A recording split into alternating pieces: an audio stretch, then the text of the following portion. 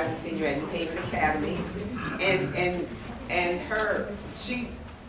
Ayana knew right away that she wanted to do this topic that's passionate for her about Black women in STEM, and I will let Ayana tell you a little bit more since she's connected about her project.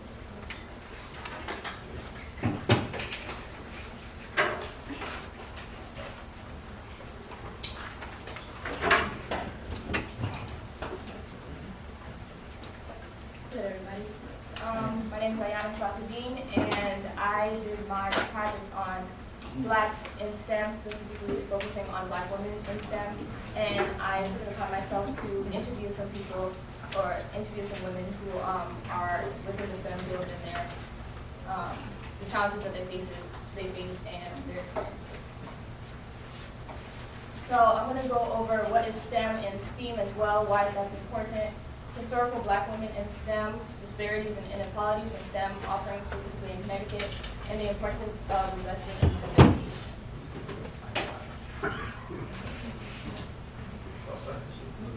I'm also going to look at a larger organization book like Black AF in STEM, Scholarships for Minorities in STEM, and Advice for Future Aspiring STEM Explorers.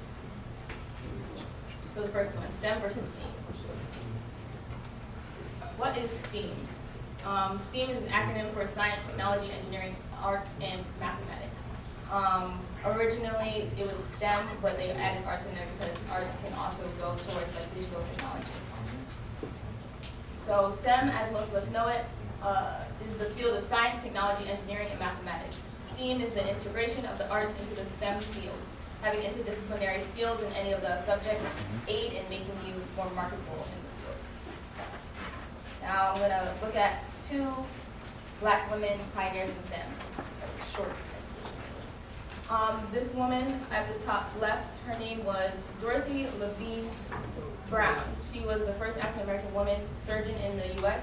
and she practiced in the Southeast in the 1900s. And then we have Dr. Mary M. Daly. She was the first Black woman earning a PhD in chemistry in the United States. And she became a biochemist, and she discovered, along with the help of others, she discovered the link between high cholesterol and clogged arteries, which is a big impact in the Black community. Moving on, we're going to look at the disparities in STEAM and the offerings in Connecticut and closing the gap.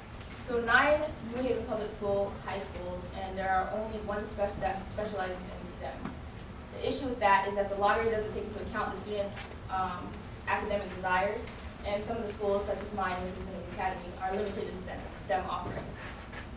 We need more teachers and more funding for programs to expose the young folks to a wide variety of careers.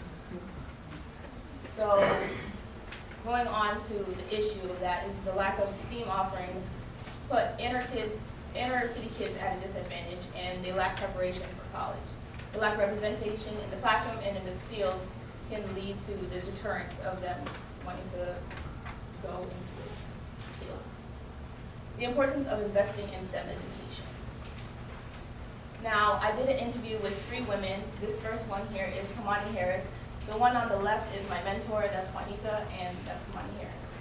She received a BS in environmental engineering, and in 2018, she opened the Key bookstore. It is an online bookstore as well as a physical location in Hartford, Connecticut, because that closed a little while ago. And this online bookstore was rebranded for the 21st century as everybody was online. Interview. Okay, so asking her a couple of questions I had. Some of her responses, she talked about how she felt it was necessary to provide the community with access to books and knowledge. She said it herself that solutions are in the publications. How does she bring her books and not advocate, but how did she market her bookstore? She went to social events and gatherings, and she brought books there, and she had people come to her gatherings, and they hold meetings to discuss different books. The key to improving the STEM field is inclusion. The atmosphere and collaboration from being a part of the National Society of Black Engineers helped her to graduate from college. She said it herself that college isn't a linear path, and neither is exploration. The power of mentorship opens so many doors and opportunities. Now we have here Nicole Jackson. She has a BS in environmental education as well from college, and she got interested in science by being a curious person. She loves to connect, observe, and teach about wildlife. There she is holding an owl in her hand. She said herself that POC people who exemplify their skills and expertise to make it real for others to see themselves as qualified to pursue the same and beyond. She experienced herself code switching in different spaces because she felt as though they wouldn't accept her if she were to act as if how she was born. She realized that there were so many options, and she wasn't limited to just one thing.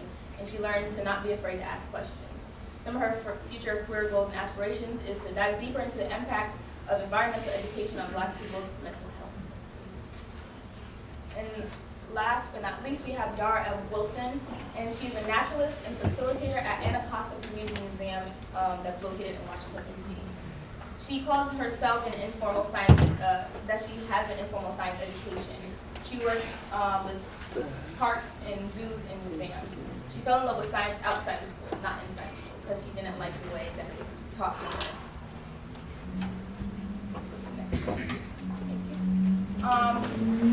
At first, she didn't identify with the STEM field until the age of 20. With her own experiences, she molded her love for science in the long run. She said, how can I essentially, looking forward in her field, she said to me, how can I essentially enable this field to know for people who are just like me or not like me? But